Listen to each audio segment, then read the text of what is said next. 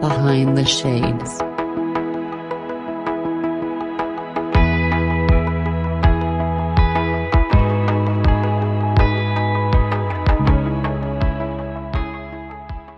There's one girl, she was dating my friend. Well, I'm not friends with this person anymore, and I'm not friends with the girl, so I can tell the story. So, anyways, these two ex-friends, one a woman, one a man, they ended up dating, and they both worked in retail, right? So they worked, let's say, for example, your corner store. And they got together and they were dating. The woman ends up working at a bank, right? And she starts to climb. Now, back when they're working at the retail earning $11 an hour and they were taking the bus and they couldn't afford the car, all you can eat buffet was like date night. That was like, okay, I'm gonna get my fancy pants, I'm gonna get my nice shirt, and let's go to all you can eat buffet. $29.99, okay, on a Friday night. Nice and cheap. And she started to work at the bank. Now she's getting exposed to all these high-end restaurants, $100, $200, right?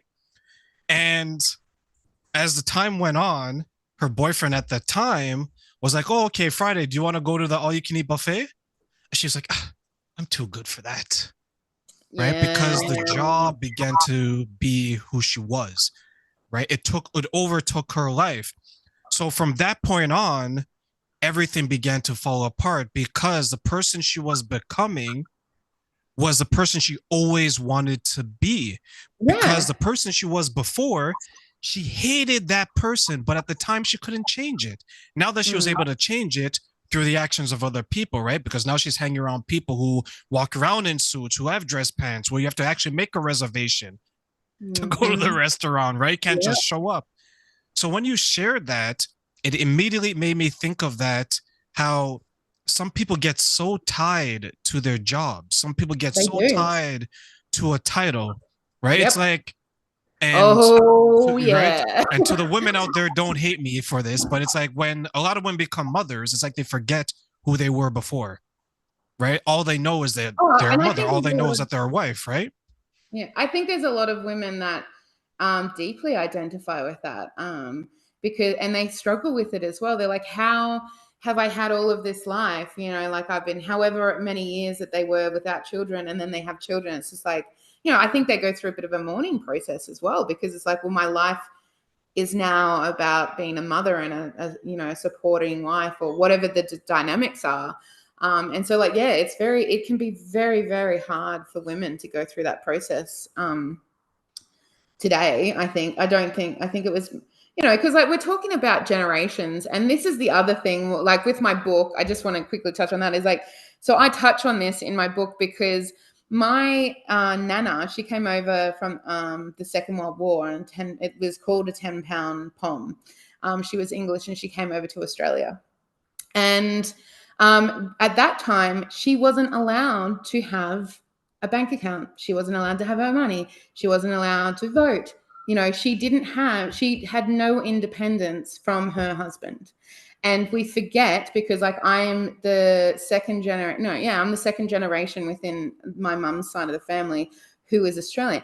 Now, my mum, right, she had rights when she grew up, but in Australia, I don't talk about this because it's very controversial and a lot of people don't like me talking about it, but I will talk about it here.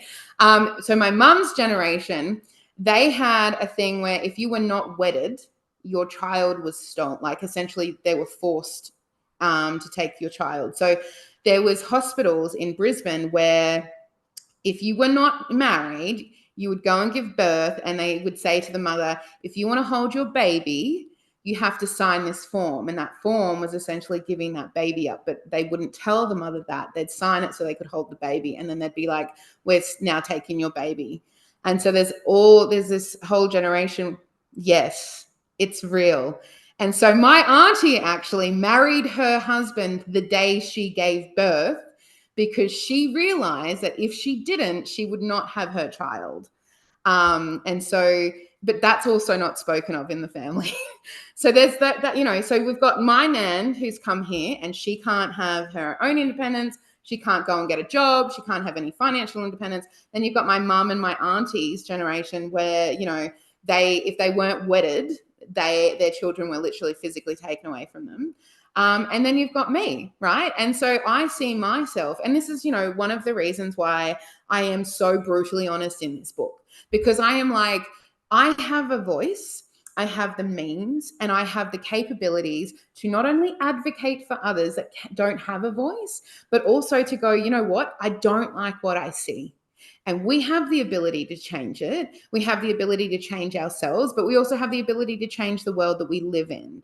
And it is difficult and it is hard. And I do not deny that, but I would rather try than to not try, because to see women go through this, and for men, because it wasn't their fault that this was society.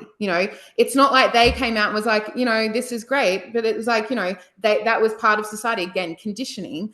But we're now going through a level of awakening where, my generation, not everybody either, but like my generation, we are deciding that we do not like how conditioned it is. We do not like the way that relationships have been put onto us. We don't like how this is all, our expectation to do all of the housework as well as go and work. And, like, what toxic traits do we have? Like, what can we do to change this? And that, like, and some of it's really brutal. Like, I've had conversations in my friend group where we're like, yeah, I've totally casually racist, because we grew up in a white country where one of the fundamental foundations of this country was white Australian policy. So if you can't even acknowledge that, then how are you going to actually deal with white being, having a racist point of view? And like it's so casual. And so like we've had to go through all of these different things, but again, it's a choice. We choose to either develop, we choose to either have that self-reflection, we choose to go, what, this isn't okay behavior. Yeah, that isn't okay. I don't like who I used to be, but I'm now going to do that work for myself and look forward. And it's across all areas of life. It's just not one facet. And so, in this book, I don't, touch on obviously the stolen babies thing. I'm trying to figure out where all these babies went. So they put them into orphanages, or they essentially like orphaned them out to families. All right. So hold on. So I'm going to use it as an example. Okay. So I would take your child, put it in an orphanage for someone else to get it under the same rules that I've taken it from you. Yep. And that made sense to the government at that time. What we're dealing with is like religion, honestly. Like, so you're dealing with a religious state essentially that's entwined, and they're going, well, you cannot, as a whatever religion it was, you cannot have a child out of wedlock, because that's sin. That is sin, and we're going to do something about this, and we're going to show women and men what happens. And so there's actually an artist called Mia Dyson. She's an Australian artist, and she has a song called Jessie. And Jessie is literally about what I'm talking about. It is about a woman, and she kept sending Mia Dyson emails because she did a bit of an interview about this song. And she goes, for about 5 years, this woman just consistently sent me emails about writing a song about this topic. And she's talking about Jessie, who was her baby, who was taken away from her. And she's like, and the song it's really beautiful. I'm getting goosebumps. It's a very, very beautiful song, but essentially it's like, I never stopped loving you, and I never, ever stopped thinking of you. Like, it's like a love song to her son, which she wanted him to know, and so like there's all, and in Australia, nobody acknowledges any of this. A lot of people don't know about the 10-pound bombs, 10-pound bombs. No one knows about like what happened with the babies being stolen. Well, because there's also the Aboriginals that had their babies stolen as well. That was, but a lot of people knew about that, but they didn't necessarily know about, the women that had their babies taken out of wedlock. And so there's all of these things that, happen that I personally think is a complete travesty and should never, ever be repeated. And we can do better. Like, we have the opportunity and the knowledge and the resources to do better. And it is now time to do better. And so like that's how I end my book, and I end it extremely powerfully. I end it in a way where it's like, no, you cannot misconstrue what I am saying. It is like everybody deserves equality and everybody deserves the right to live how they want to. And it's just like, you know, and because I want to call it out, because someone has to, like, someone has to be like, this isn't okay anymore. Like, yes, I've had all, like, you know, I've had a lot of things happen to me which have not been fabulous. But I also can reflect on that and go, I don't want this anymore. You know, like, I don't want anyone behind me, any generations behind me, not another single soul to ever experience this. But I also understand that it's fundamentally that we have that choice. We have that choice to develop. We have that choice to change. We have that choice to use our voice how we want to. Yeah, I'll share a story here in Canada where I'm from. Last year, we're finding bodies of babies from Aboriginal that were taken and put into these schools for conditioning, for lack of a better word, so they can assimilate earlier. Assimilate to whatever these people wanted them to assimilate into. And one thing that has always bothered me about things like this when they come to light is that as a person of my complexion, of my background, things of that nature, it's not many cultures have parts of their history that as a group they're not proud of, right? But Yeah. instead of shying away from it, educate the people. Say that, you know what, in 1920, this happened. Yep. We notice it as a dark time, but look how far we've progressed from it, right? But there's some people that they'll acknowledge it happened, then they would say, don't ever bring it up because we don't want to talk about it. Whereas when we found these children's bodies decaying in these schools, this was just last year. This wasn't 20 years ago. This wasn't 100 years ago. This wasn't 200 years ago.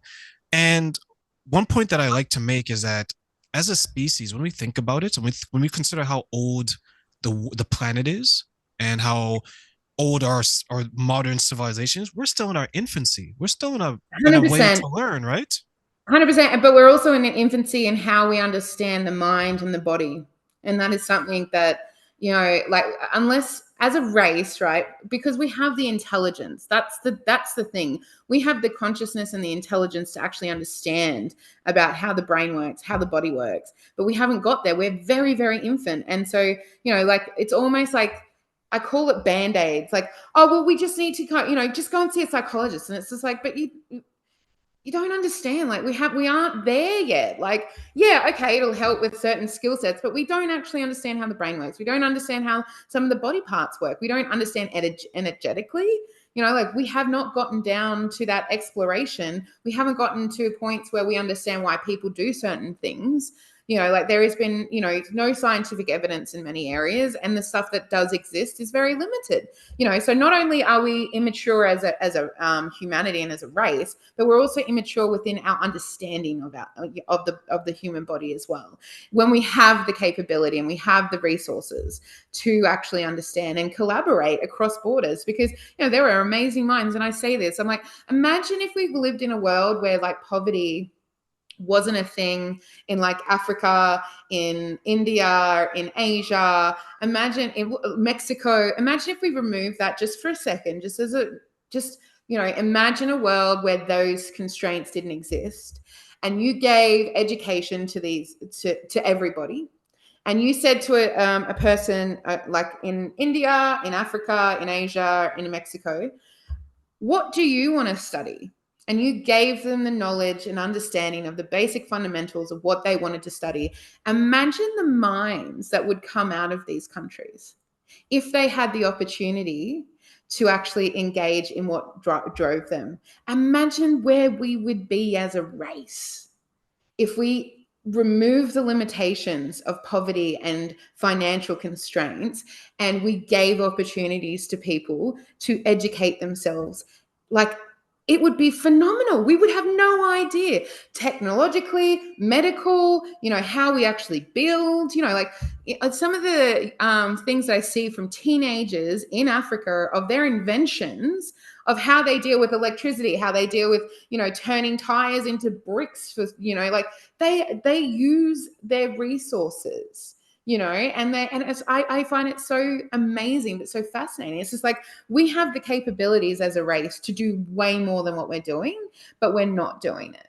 And that's essentially what I'm saying, is like, we, you know, and what you're talking about is absolutely disgusting. Like, and it shouldn't happen. Like, this is like last year. It just shouldn't happen. And we should be better than this. And I think that we definitely can be as a race internationally. I feel like we can definitely do a lot more than what we're doing.